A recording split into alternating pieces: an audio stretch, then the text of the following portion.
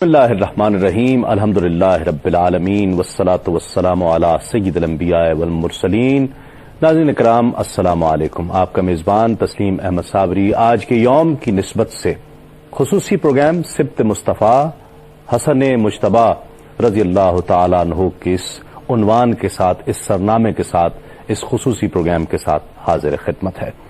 ناظرین اکرام، کہا جاتا ہے کہ کسی شخصیت کو اگر جاننا ہو تو اس کے اطراف و اکناف میں جو معتبر لوگ ہیں، جو صاحب الرائے ہیں، ان شخصیات کی رائے سے اس شخصیت کا اندازہ لگایا جا سکتا ہے کہ وہ اس شخصیت کے حوالے سے کیا رائے رکھتے ہیں۔ وہ صاحب الرائے ہوں، ان کی رائے کا اعتبار ہو تو یقیناً وہ شخصیت معتبر ٹھہرتی ہے اور معاشرے میں ایک عزت اور وقار کی نظر سے دیکھی جاتی ہے۔ پھر کائنات کی سب سے بڑی ہستی، سب سے محبوب ہستی، جو اللہ کی محبوب ہستی ہو، سرکار دو عالم صلی اللہ علیہ وآلہ وسلم جس شخصیت کے لیے کہہ دیں، اچھا خیال ظاہر فرما دیں، اس شخصیت کا کیا کہنا ہوگا۔ آقا علیہ الصلوۃ والسلام نے حضرت امام حسن رضی اللہ تعالیٰ عنہ کے فضائل بیان کیے، آپ سے اپنی محبت کا اظہار فرمایا۔ حضرت فاطمہ الزہرا رضی اللہ تعالی عنہا سے جو آپ کی محبت کا عالم ہے، اور پھر ان کے شہزادوں سے جو آقا علیہ الصلوۃ والسلام کی محبت کا عالم ہے کہ سرکار دو عالم صلی اللہ علیہ وآلہ وسلم جن شہزادوں کو اپنے شہزادے قرار دیں، اپنے جگر گوشے قرار دیں، اپنے جگر کے ٹکڑے قرار دیں، اور جنہوں نے حضور نبی کریم صلی اللہ علیہ وآلہ وسلم کی آغوش میں تربیت پائی ہو، آپ کے زیر سایہ رہے ہوں، ان ہستیوں کے فضائل اور ان کا ذکر کرنا، ان کے مناقب بیان کرنا یقیناً ہم انسانوں کے بس میں، ہم امتیوں کے بس میں تو نہیں ہے۔ آج کا یہ پروگرام محبتوں اور عقیدتوں کا خراج ہے، اور اس شخصیت کو یاد کرنے سے اس کا اصل مقصد یہ ہوتا ہے کہ ہم اس شخصیت کو یاد کر کے اس شخصیت کے لیے اپنے دل کو، اپنے قلب کو محبت کے لیے برانگیختہ کر لیں، اپنے قلوب کے اندر اس شخصیت کے لیے ایک عزت اور وقار محسوس کریں، محبت کا جذبہ، احترام کا جذبہ محسوس کریں۔ حضرت حسن رضی اللہ تعالیٰ عنہ کی شخصیت کے حوالے سے آج اس پروگرام میں انشاءاللہ ان کی شخصیت کے حوالے سے، ان کی زندگی کے احوال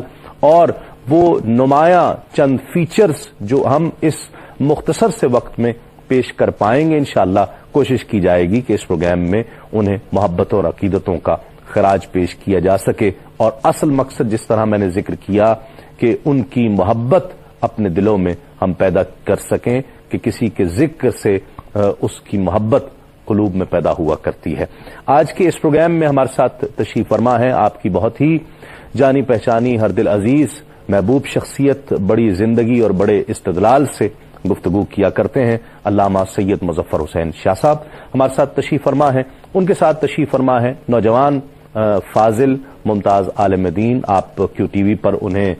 مختلف پروگرامز میں دیکھتے رہتے ہیں، پرعزم ہیں جناب مفتی محمد شاہد صاحب۔ السلام علیکم دونوں مہمانوں کا بہت شکریہ۔ آج حضرت امام حسن امام علی مقام کا تذکرہ ہے، ولادت آپ کی کب ہوتی ہے، اور سرکار دو عالم صلی اللہ علیہ وآلہ وسلم کی جس مسرت کا تذکرہ میں نے کیا ہے کیسے اسے دیکھ رہے ہیں؟ بسم اللہ الرحمن الرحیم۔ یقیناً حضرت امام علی مقام سیدنا امام حسن مجتبی رضی اللہ تعالی عنہ وارضاہ تاریخ کی وہ نابغہ شخصیت ہیں، اور ان مؤثرین شخصیات اور ذوات میں آپ کا شمار ہوتا ہے جن کا اثر اور جن کا دخل شریعت مطہرہ کی تعلیمات میں قیامت تک رہے گا، چاہے وہ شریعت کے جو بھی گوشے ہوں، چاہے وہ تعلیم کے جو بھی گوشے ہوں، چاہے وہ زندگی کے کوئی بھی شعبے ہوں، ہر ایک کے اندر آپ کی شخصیت ایک امامت کا درجہ رکھتی ہے۔ اور وہ لوگ جو چاہتے ہیں کہ جناب اپنے آپ کو صراط مستقیم سے واصل کریں، اور اللہ رب العالمین نے جیسے کردار میں مومن کو پسند فرمایا ہے تو یقیناً کردار کی وادیوں کے اندر آپ کی شخصیت ایک نمایاں شخصیت قرار پاتی ہے۔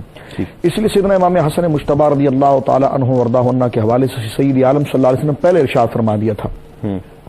کہ میری اولاد اور میری نسل کے بانی مولا علی ہیں رضی اللہ تعالی عنہ وارضاہ عنہ، جس طرح کہ طبرانی معجم الکبیر کے اندر یہ صحیح سند کے ساتھ بھی روایت موجود ہے، کئی اور محدثین نے بھی اس چیز کو ذکر کیا۔ اور جس وقت سیدنا امام حسن مجتبی رضی اللہ تعالی عنہ وارضاہ عنہ کی ولادت ہوتی ہے تو قبلہ صاحب آپ دیکھتے ہیں کہ سید عالم صلی اللہ علیہ وسلم ان کو ابنی کہہ کر خطاب کرتے ہیں کہ یہ میرا بیٹا ہے. تو اپنا بیٹا کہنا کئی وجہ سے ہے، اور میں یہ سمجھتا ہوں کہ جو کمال اور جمال، جو آگے کی تعلیم، الولد سر لابی، جس طرح حضور نے ارشاد فرمایا ہے، جو اصل کردار، اصل تعلیم، اصل مزاج جو اولاد کے ذریعے آگے بڑھتا ہے، اسی کو سید عالم صلی اللہ علیہ وسلم نے یہاں پر ذکر فرمایا کہ ابنی ھذا، یہ میرا بیٹا ہے. اور جس وقت دیکھیے کہ اگر ہم اس کے یعنی سرکار علیہ الصلوۃ والسلام سے جو آپ کا تمسک ہے اور سرکار علیہ الصلوۃ والسلام سے جو آپ کا تعلق ہے، ان کو اگر ہم کئی شعبوں میں اگر بانٹ دیں تو دیکھیں تو یقیناً یہ لفظ جو ہے کہ ابنی ھذا، یہ تمام کے اندر مکمل طور پر ایک جامع قرار پاتا ہے. مثال کے طور پر اگر آپ دیکھیں کہ سید عالم صلی اللہ علیہ وسلم کی خود ولادت طیبہ کو اگر آپ دیکھیں تو سید عالم صلی اللہ علیہ وسلم کی ولادت طیبہ سے متعلق تمام ہی مورخین اور سیر و اعلام کو ترتیب دینے والے تمام ہی علماء اور ماہرین نے اس چیز کو ذکر فرمایا کہ سید عالم صلی اللہ علیہ وسلم کی ولادت طیبہ، وہ شائستگی، وہ پاکیزگی، وہ طہارت جس کو ذکر کیا، قاضی اعظم نے بھی ذکر کیا، تمام علامہ قسطلانی نے بھی ذکر کیا، خصائص میں امام سیوطی نے بھی ذکر کیا کہ سید عالم صلی اللہ علیہ وسلم کی ولادت طیبہ یوں ہوئی ہے کہ جس طرح کہ آپ علیہ الصلوۃ والسلام کو مشک و عنبر سے غسل دیا گیا ہے، سبحان اللہ، آپ کی زلفیں سواری گئی ہیں، آنکھوں کے اندر سرما لگایا گیا ہے، جسم پر بڑا اعلیٰ قسم کا عطر لگایا گیا ہے. اور سید عالم صلی اللہ علیہ وسلم کے جسد مبارک کی تطہیر اور پاکیزگی یہ ہے کہ اب اس جسم کو جس طرح کے بچے کی ولادت کے بعد باقاعدہ ایک صاف اور شفاف کرنے کے لیے اور پاکیزگی اور خوشبو لگانے کا اہتمام کیا جاتا ہے، یہ چیزیں دور دور تک نہیں بلکہ اللہ رب العالمین نے اور دست قدرت نے خود آپ کو اس قدر خوبصورت اور قدرت کا شاہکار بنا کر ہر چیز سے مزین کیا. یہی آپ دیکھیں گے حضرت امام حسن مجتبی رضی اللہ تعالیٰ عنہ سے متعلق ہمارے اجلہ علماء نے یہ لکھا ہے کہ جس وقت سیدہ زہرا کے گھر پر رضی اللہ تعالیٰ عنہ حضرت امام حسن مجتبی رضی اللہ تعالیٰ عنہ کی ولادت ہوتی ہے، علماء نے لکھا کہ ولادت کے اندر آپ کی شکل و صورت، آپ کا جسم اور آپ کے ساتھ معاملات بالکل اسی طرح ہیں جو سید عالم صلی اللہ علیہ وسلم کے جسد پاک کے ساتھ تھے. یعنی آپ کا جسم بالکل شفاف ہے، پاک ہے، آپ کی زلفیں باقاعدہ بنائی ہوئی ہیں، آپ کی آنکھوں میں یوں لگتا ہے جیسے سرما لگایا ہوا، جسم مشکبار ہے. یہ حضرت امام حسن مجتبی کی ولادت کا اگر ہم منظر دیکھتے ہیں تو یہ بالکل حضور علیہ الصلوۃ والسلام کی مولود کے اعتبار سے بالکل وہ مکمل مماثلت رکھتا ہے. اور اس لیے سید عالم صلی اللہ علیہ وسلم جس طرح کہ آگے چل کے گفتگو ہوگی، میں صرف اسی عنوان کو یہاں پر جوڑنا چاہتا ہوں جہاں یہ فرمایا کہ ابنی ھذا، تو یہ میرے تمام کمال جمال کا مکمل طور پر پرتو ہے. ٹھیک، طے کرے حسن و جمال اور جس طرح شباہت کا تذکرہ شاہ صاحب نے فرمایا. اور ایک تو جب بیٹا کہا تو اس سے محبت کا آپ نے اذان بھی آقا علیہ الصلوۃ والسلام نے خود دی کان میں، اور پھر عقیقہ بھی آقا علیہ الصلوۃ والسلام نے فرمایا. تو یعنی ان سب سے اس جو ابنی ھذا، جو ایک بہت ہی گہری بات جس کو ہم سمجھ سکتے ہیں کہ وہ جو بیٹا کہہ دینا، تو یعنی ایک اس کو اپنا لینے کی ایک کیفیت ہے. حسن و جمال جو آپ کی شباہت ہے وہ بھی، آپ کے علم و کمال بھی، ہر طرح یہ کس طرف اشارہ کر رہا ہے؟ اعوذ باللہ من الشیطان الرجیم، بسم اللہ الرحمن الرحیم. بہت شکریہ صاحبزادہ صاحب، آپ نے مجھے انوائٹ کیا اس پروگرام میں. دیکھیں، حضرت امام حسن رضی اللہ تعالی عنہ کی جب ولادت ہوئی تو نبی کریم علیہ الصلوۃ والتسلیم سے جسمانی طور پر مشابہت، اور جس طرح قبلہ شاہ صاحب نے ماشاءاللہ بڑی تفصیلاً اسے بیان کر دیا کہ مشک و عنبر کی خوشبوؤں کا آنا. اس کے ساتھ ساتھ ایک بڑی پیاری بات یہ ہے، اسے یوں سمجھا جائے کہ جب بیٹے کو لایا جائے، سردی کا دن ہے اور ایک پتلے کپڑے میں لپیٹ کر دیا گیا تو باپ فوراً کہتا ہے کہ کسی گرم کپڑے میں تو ہمارے بیٹے کو لپیٹو. تو جب پہلی مرتبہ حضرت امام حسن کو نبی کریم کی خدمت میں لایا گیا تو زرد رنگ کے کپڑے میں لپیٹا گیا تھا. تو نبی کریم نے دیکھا تو دیکھ کر کہا کہ میرے بیٹے کو کسی اور کپڑے میں، زرد رنگ کے کپڑے میں نہیں، کسی اور کپڑے میں لپیٹ کر لے کے آؤ. تو پھر حضرت امام حسن کو سفید کپڑے میں پوش کر کے نبی کریم کی خدمت میں پیش کیا گیا. نبی کریم بڑے خوش ہوئے. حضرت علی سے کہا نام کیا رکھنا ہے؟ پوچھا جاتا ہے نا بھی کیا نام رکھیں، تو حضرت علی سے کہا کیا نام سوچا؟ تو حضرت علی کہنے لگے کہ یا رسول اللہ حرب نام سوچا ہے. تو نبی کریم، لیکن آپ کی اجازت کے بغیر میری کیا مجال کہ میں نام رکھوں؟ تو نبی کریم علیہ الصلوۃ والتسلیم نے فرمایا کہ ان کے نام کے لیے ہم اللہ تبارک و تعالی کی طرف سے وحی کا انتظار کریں گے. سبحان اللہ. اور پھر اس کے بعد حضرت جبریل امین علیہ السلام حاضر ہوئے اور مبارکباد دی اللہ تبارک و تعالی کی طرف سے. کتنی بڑی فضیلت کے ولادت پر اللہ تعالیٰ مبارکباد دے رہا ہے. اور عرض کی کہ اللہ تبارک و تعالی فرماتا ہے کہ حضرت علی آپ کے پاس اس طرح ہیں جس طرح حضرت ہارون موسیٰ علیہ السلام کے پاس تھے، سبحان اللہ۔ اور حضرت ہارون علیہ السلام کے بیٹے کا نام تھا شبر، تو آپ بھی اپنے بیٹے کا نام حسن رکھیں، شبر کا مطلب حسن ہے، تو حسن آپ اپنے بیٹے کا نام رکھیں۔ تو نبی کریم علیہ الصلوۃ والسلام نے حضرت امام حسن رضی اللہ تعالی عنہ کا نام حسن رکھا، خود آذان دی، خود تکبیر کہی، 7ویں دن عقیقہ کیا، اور رب کی بارگاہ میں دعا کی کہ اے مولا اللہم انی احبہ، اے میرے اللہ میں حسن سے محبت کرتا ہوں، فاحبہ من احبہ، تو تو بھی اس سے محبت کر جو حضرت حسن سے محبت کرتا ہے، اور تو بھی حضرت حسن سے محبت کر۔ تو ان تمام دلائل کو اور ان تمام روایات کو اور حضرت حسن کے پشت اطہر پر سوار ہونے کو دیکھیں تو یہ وہ مثال ہے اور وہ محبت ہے کہ جس کی مثال تاریخ میں نہیں ملتی۔ صحیح ناظرین، یہ تذکرہ جاری رہے گا اور ایک مختصر سے وقفے کے بعد لوٹتے ہیں اس یقین کے ساتھ آپ کہیں نہیں جائیں گے۔ گھر بار سونا ناظرین خوش آمدید۔ خصوصی پروگرام سبت مصطفیٰ حسن مجتبی رضی اللہ تعالیٰ عنہ کے عنوان سے یہ پروگرام تسلیم صابری ایک مرتبہ پھر آپ کا خیر مقدم کرتا ہے۔ آپ کی ولادت کا تذکرہ کیا گیا اور آقا علیہ الصلوۃ والسلام سے ہمارے دونوں اسکالرز نے حضور نبی کریم صلی اللہ علیہ وآلہ وسلم کی محبت کا تذکرہ کیا گیا۔ محبت میں کبھی تو ایسا ہوتا ہے کہ وہ شخصیت اس قابل ہوتی ہے تو اس سے محبت کی جاتی ہے، پھر جتنی بڑی شخصیت اس سے محبت کرتی ہے کہیں اگر کوئی جھول ہو تو اس محبت کی وجہ سے وہ بھی عطا کر دی جاتی ہے۔ آقا علیہ الصلوۃ والسلام کے یقیناً جہاں شکل و صورت کی شباہت ہے، علم و کمال بھی اسی انداز سے حضرت امام حسن کو ملتا ہے۔ بالکل بڑی پیاری جانب آپ نے اشارہ کر دیا ہے۔ حضرت امام حسن مجتبی رضی اللہ تعالی عنہ اور ارضاہ کو یقیناً حضور علیہ الصلوۃ والسلام کے جمال ظاہری اور کمال باطنی کا بہت وافر حصہ ملا ہے، جس طرح کی شباہت کے حوالے سے بھی گفتگو گویا کہ چلی ہے، اور باطن کے حوالے سے اگر آپ دیکھتے ہیں تو یقیناً علماء نے اس بات کو ذکر کیا ہے کہ انبیاء کے اوصاف کیا ہوتے ہیں، اور انبیاء کاملین کے اوصاف اور ان کی سیرت کے اندر سب سے نمایاں معیار کیا ہوتا ہے، یا دوسرے انداز میں یہ لیجیے کہ ان کمال کا تخم اصلی کیا ہوتا ہے، تو اس کو علماء نے ذکر کیا ہے، یہ ان کا حلم اور ان کی بردباری ہوتی ہے۔ تو آپ دیکھیں سید عالم صلی اللہ علیہ وسلم خود ارشاد فرمایا کہ میرا حلم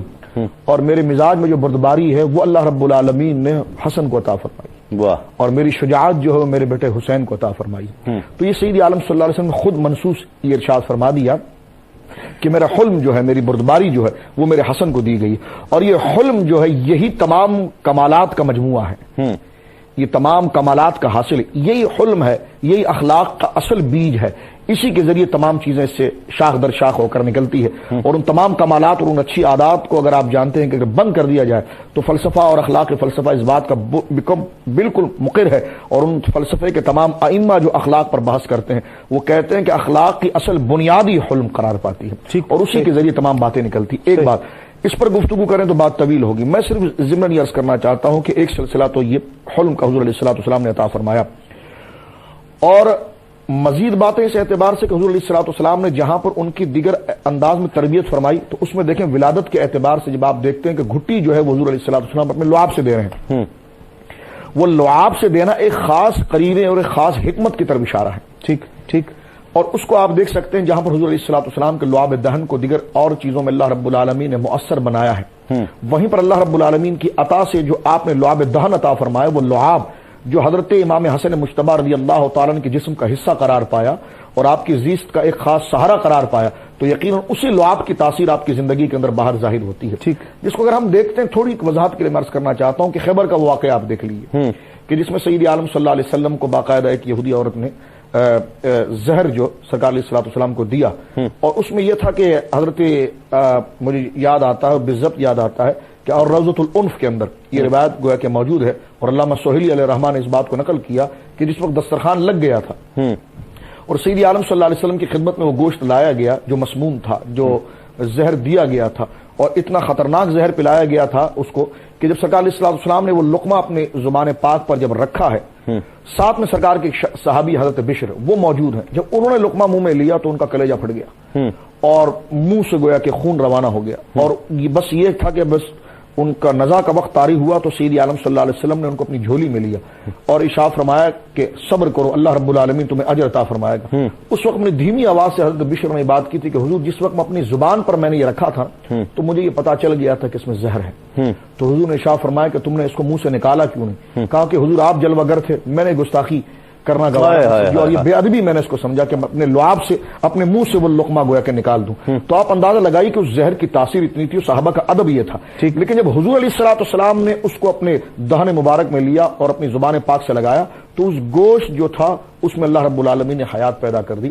اور اس نے حضور علیہ الصلوۃ والسلام کی خدمت میں عرض کیا کہ انی مسموم، یا رسول اللہ میں جو ہے وہ زہر آلود ہوں۔ تو اندازہ لگائیے کہ دہن مبارک اور زبان مبارک اور لعاب مبارک کی تاثیر یہ ہے کہ بے جان چیز کے اندر جان پیدا ہو جاتی ہے۔ تو سیدنا امام حسن رضی اللہ تعالی عنہ وارضہ عنہ کو حضور علیہ الصلوۃ والسلام بار بار اپنی زبان کو چسانا ٹھیک اور اپنا لعاب پلانا، تو یہ اس چیز کی تاثیر ہے جو ایک خاص حکمت کی طرف جو آپ سے قدرت نے کام لینا ہے اس سے آپ کی نشوونما گویا کہ کی جا رہی ہے۔ اور ایک بات جو بخاری کے اندر موجود ہے،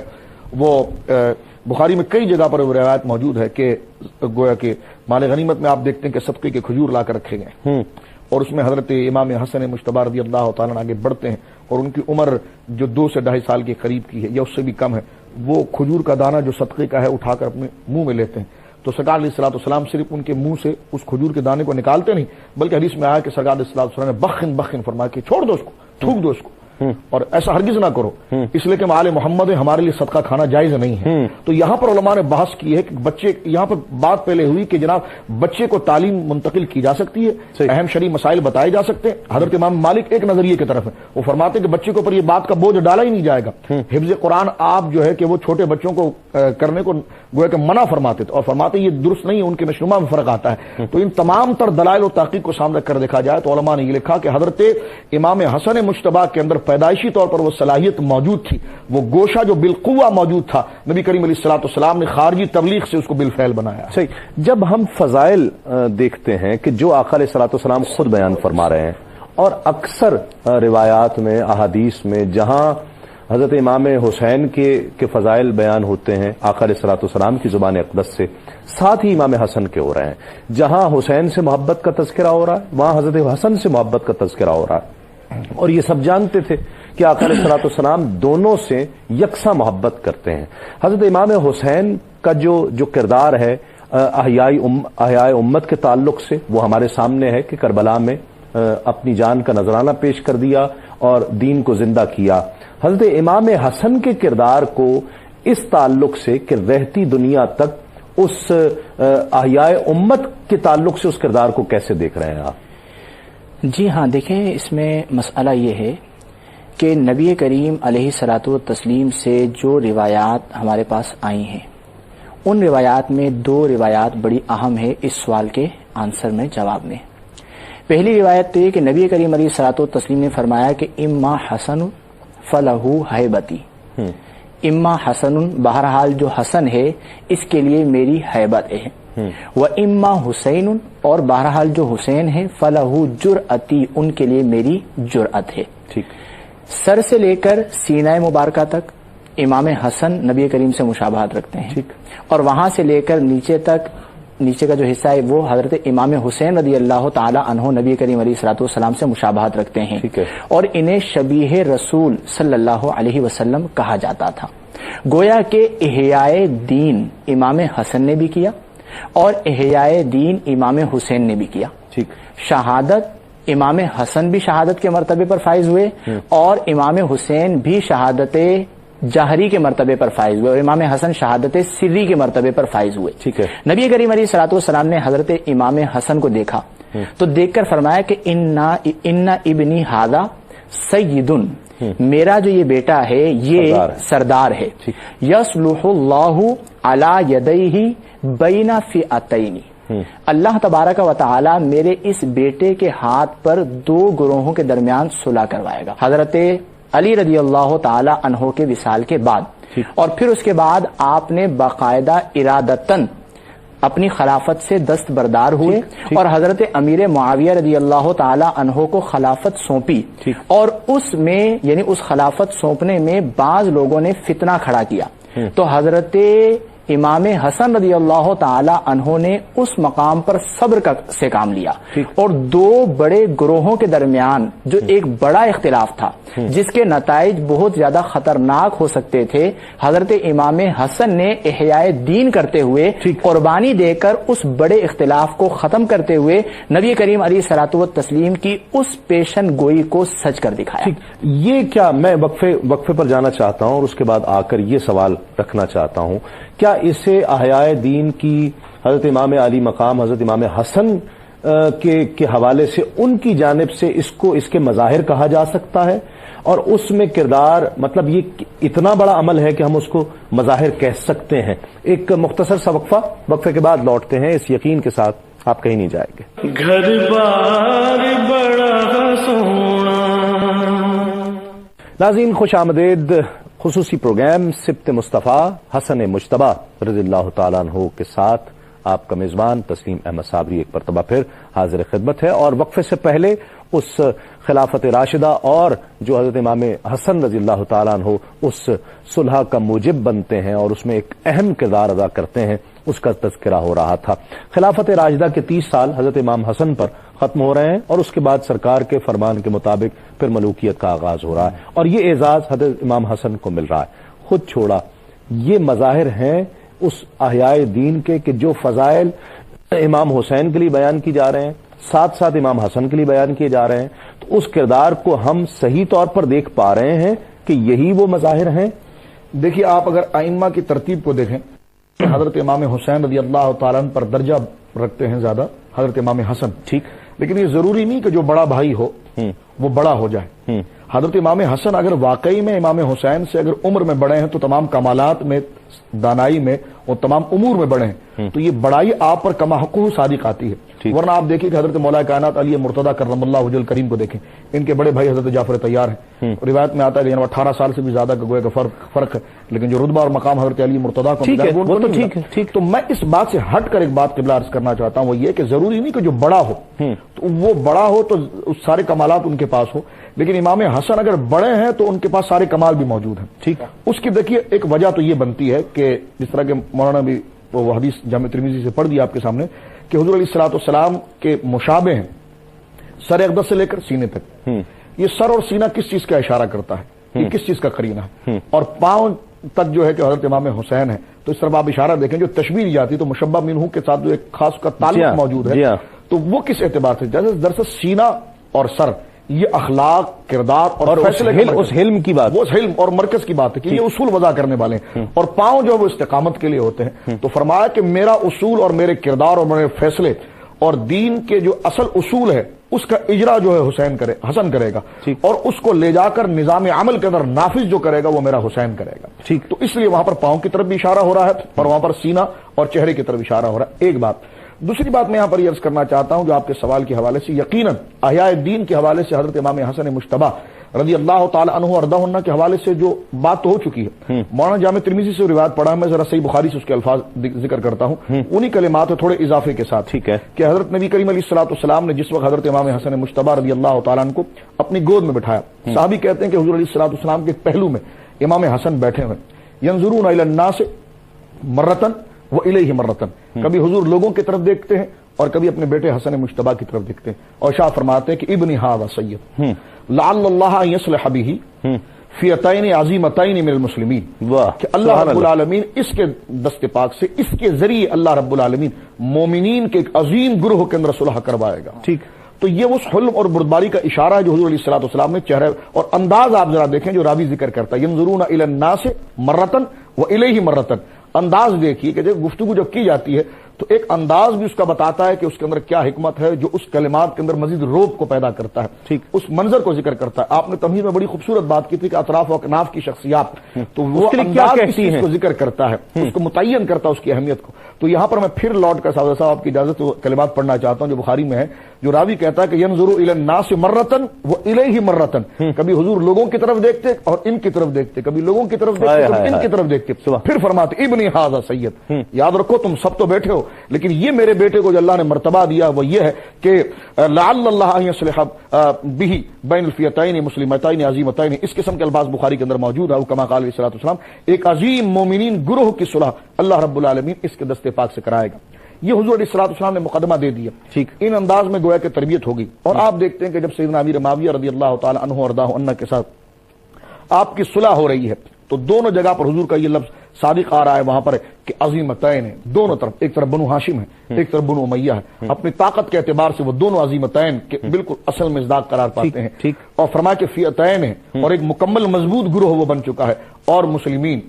جو حضور علیہ الصلوۃ والسلام نے ذکر کیا کہ دونوں مسلمان گروہ اب سامنے آ چکے ہیں، تو اب دونوں مسلمان گروہ سامنے آ چکے ہیں۔ تو جب مسلمان کا رابطہ سامنے ہو گیا اور باہم اجتہادی کوئی خطا ہو گئی ہے یا کسی نے خلش پیدا کر دی ہے، تو حضرت نبی کریم علیہ الصلوۃ والسلام کو جو تمام باتوں میں فضیلت دی گئی وہ آپ کا اخلاق ہے، اور اخلاق کے اندر درگزری ہوتی ہے، اثار ہوتا ہے، صبر ہوتا ہے۔ مستحق اہل سنت کے نزدیک خلافت کے آپ ہی تھے، آپ ہی کی خلافت بجا تھی، یہ اہل سنت کا اجماعی موقف ہے۔ آپ مرتبے اور مقام میں سیدنا امیر معاویہ سے بہت بلند تھے، اور حضرت امیر معاویہ اس بات کا اعتراف بھی کرتے تھے، لیکن اس کے باوجود اخلاق کا جو سب سے بڑا شعبہ ہے وہ ایثار ہے، درگزر ہے۔ تو لڑائی جھگڑے سے بچنے کے لیے آپ نے درگزری فرمائی اور اپنے منصب کی قربانی دے کر امت کو کشت خون سے بچایا۔ مطلب میں یوں اس کو بہت خوبصورت بات آپ نے، میں اگر اس کو یوں کہوں کہ ایک شہزادے نے ایثار سے اور ایک شہزادے نے تلوار سے دین کو بچایا ہے اور اس کی احیا کی ہے۔ کتنے عرصے کے لیے حضرت امام حسن، میں اسی بات کو کنٹینیو رکھنا چاہتا ہوں، ایک تو کتنے عرصے کے لیے آپ کی خلافت رہتی ہے، پھر آقا علیہ الصلوۃ والسلام کا یہ فرمان بھی پیش نظر ہے کہ 30 سال کے بعد خلافت راشدہ ختم ہو جائے گی، وہ دور ختم ہوتا ہے اور پھر اب ملوکیت آنے والی ہے، وہ شورشیں اٹھنے والی بھی آپ کی نگاہ بصیرت دیکھ رہی ہے۔ اس وقت کا ایثار دین کی بقا کے لیے کتنی اہمیت ہے؟ جی ہاں، دیکھیے یہ تو بالکل واضح سی بات ہے کہ ریاست کی طلب طبیعت میں ہوتی ہے اور سیٹ کو چھوڑ دینا بڑا مشکل کام ہوتا ہے، اور نبی کریم علیہ الصلوۃ والتسلیم کی حیات مبارکہ ابتدا سے لے کر انتہا تک حسین درجے کی بردباری بھی اور حسین درجے کی شجاعت بھی اور موقع محل کی مناسبت بھی، اسی لیے نبی کریم علیہ الصلوۃ والتسلیم کا جو اسوہ حسنہ ہے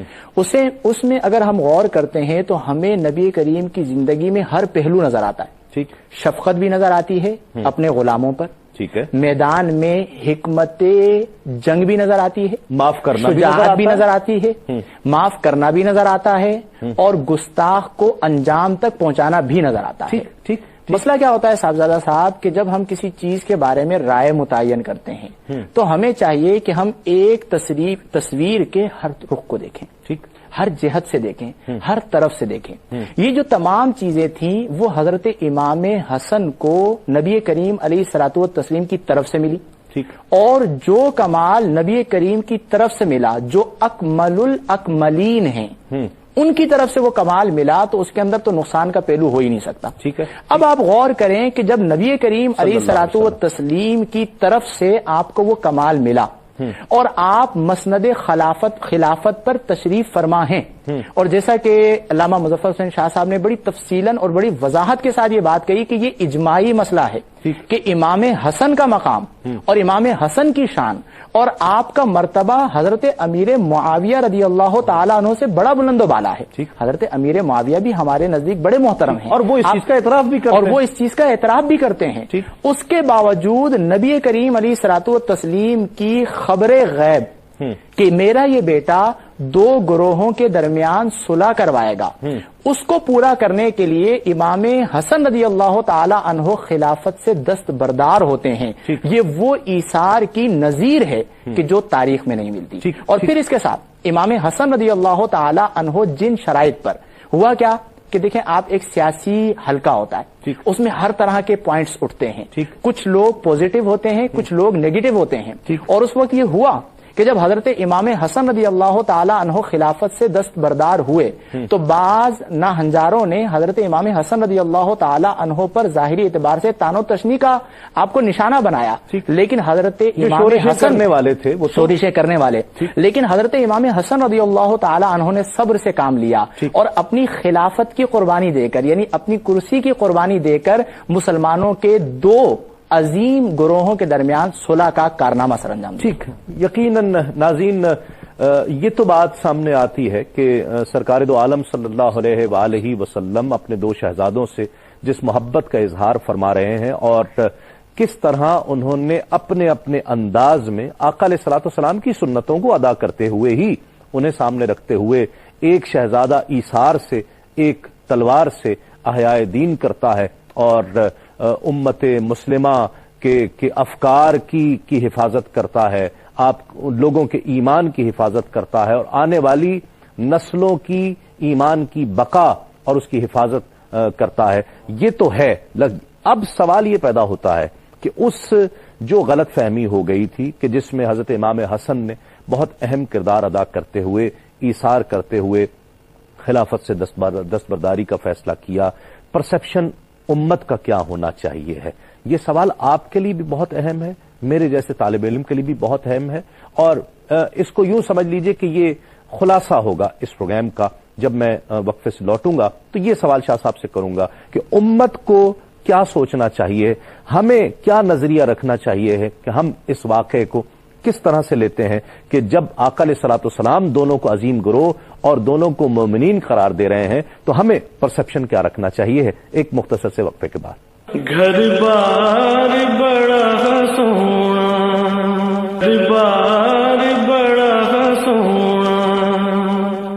ناظرین خوش آمدید، خصوصی پروگرام سبت مصطفیٰ حسن مجتبیٰ رضی اللہ تعالیٰ عنہ کے سرنامے کے ساتھ یہ پروگرام آپ کے لیے خصوصی طور پر ARYQ TV پیش کر رہا ہے آج کے یوم کی نسبت سے۔ شاہ صاحب، امت مسلمہ کیا تصور رکھے اس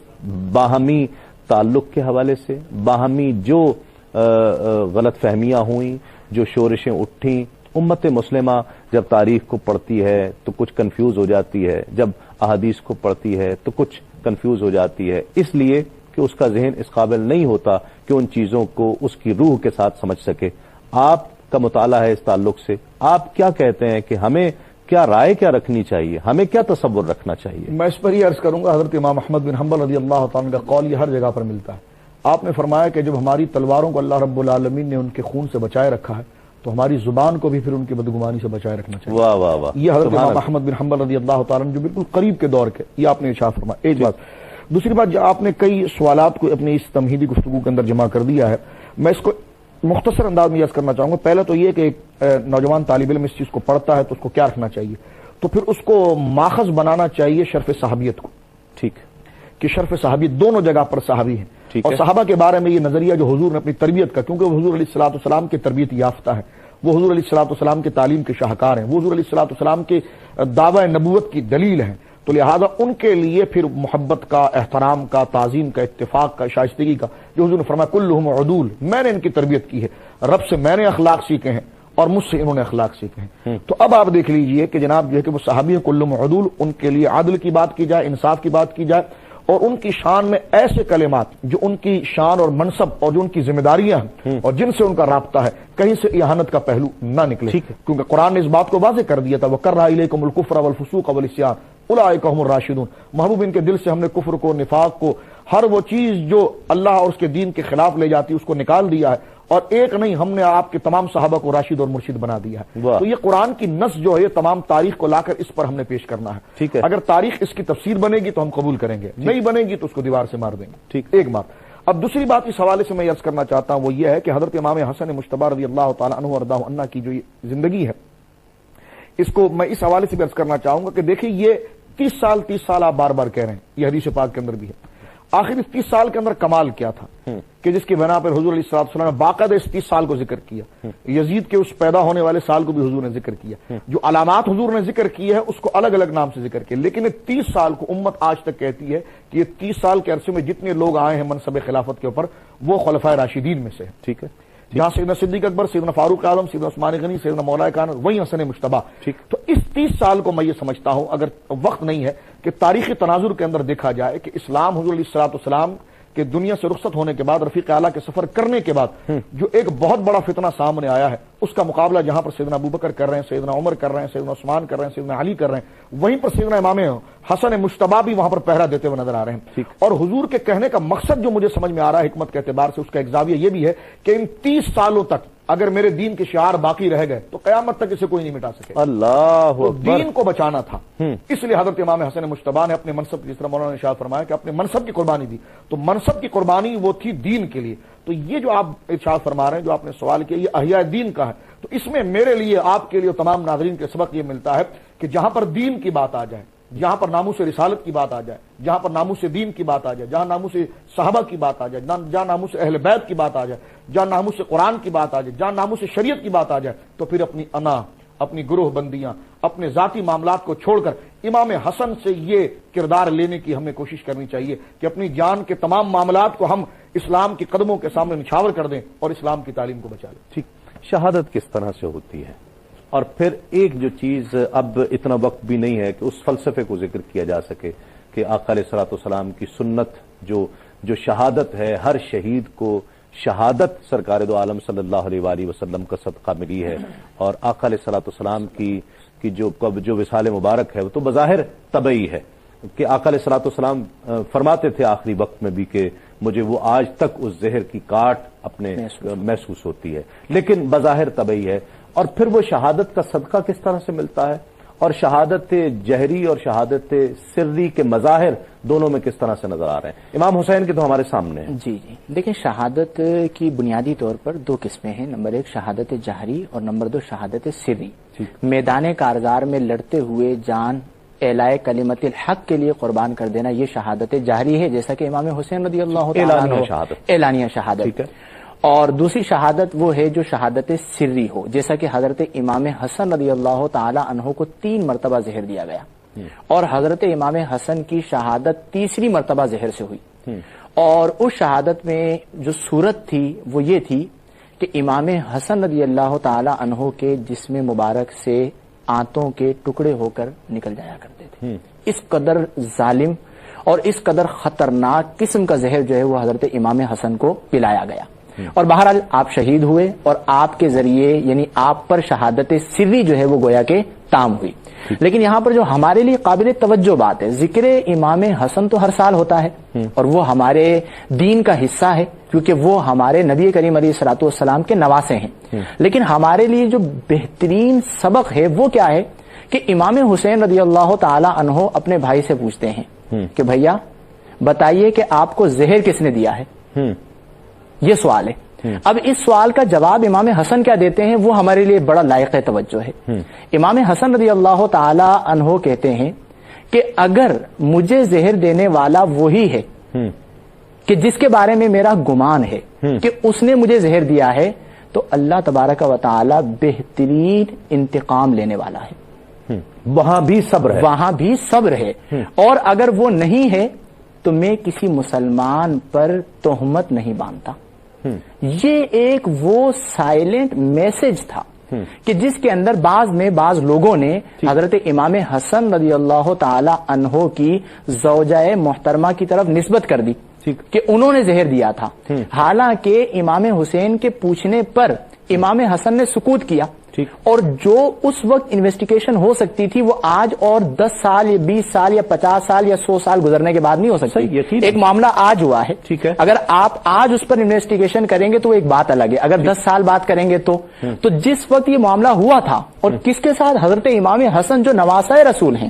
اور جن کا ایک بہت بڑا مقام ہے، جن کے مقام پر اتفاق ہے، اس وقت تو کسی کو نومینیٹ نہیں کیا گیا کہ فلاں نے زہر دیا ہے. تو بعد والوں کو یہ حق کس نے کیا؟ لیکن مورخین تو لکھتے ہیں کہ اہلیہ نے دیا.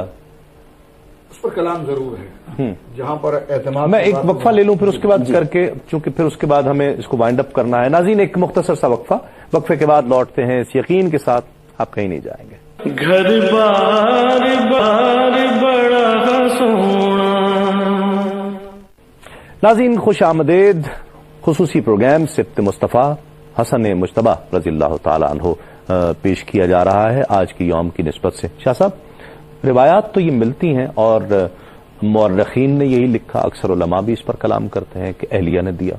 دیکھیے کہ یہ جو بات کی جاتی ہے اس کا تو خود جواب مولانا نے بھی دے دیا اس وقت کہ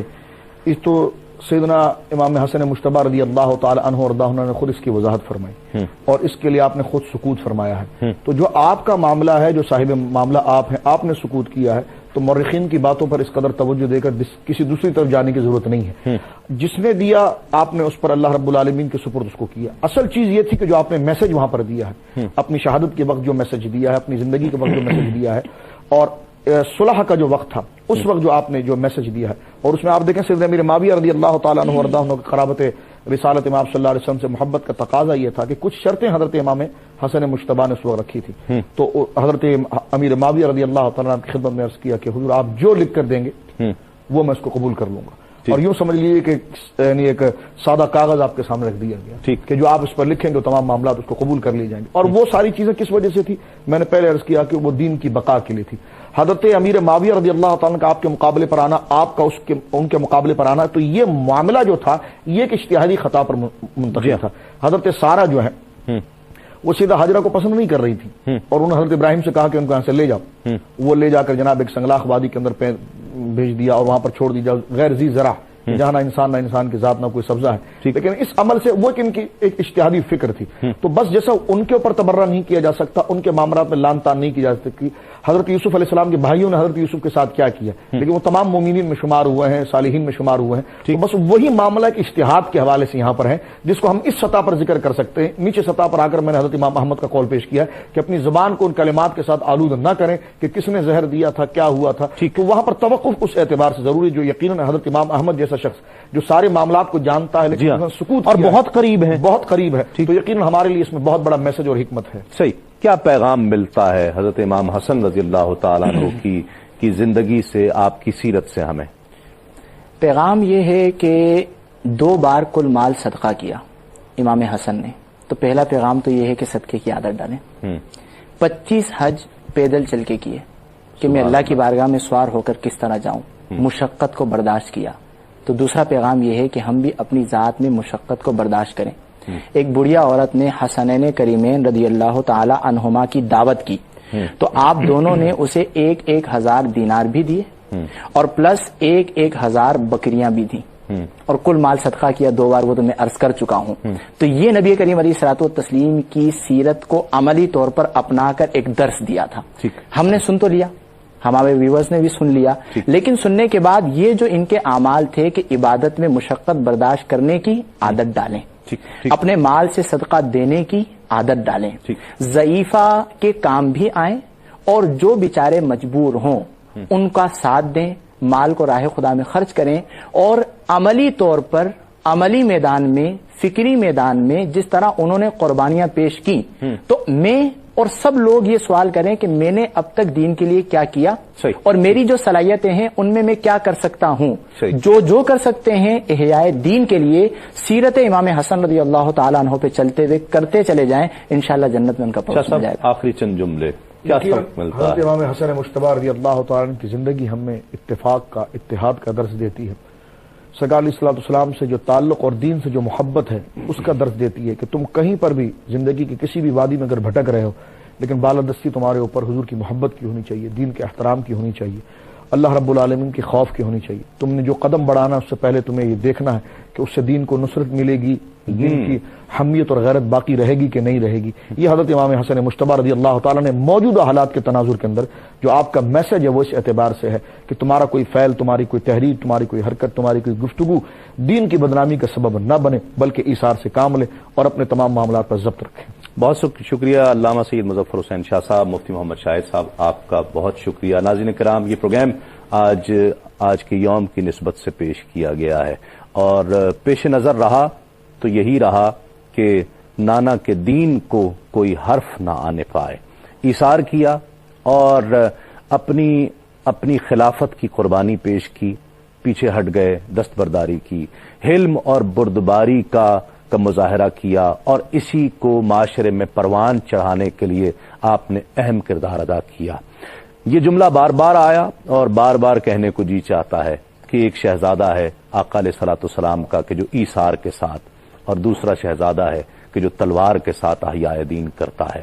یہ کون کر رہا ہے؟ یہ وہ ہیں کہ جن کے لیے سرکار نے فرما دیا کہ یہ جنت کے نوجوانوں کے سردار ہیں، یہ ان کے لیے ہے۔ آقا علیہ الصلوۃ والسلام کے دین کو مقدم رکھنا، یہ ہے فکر جو حضرت امام حسن سے ہمیں ملتی ہے، جو آقا علیہ الصلوۃ والسلام کے گھرانے سے ہمیں ملتی ہے۔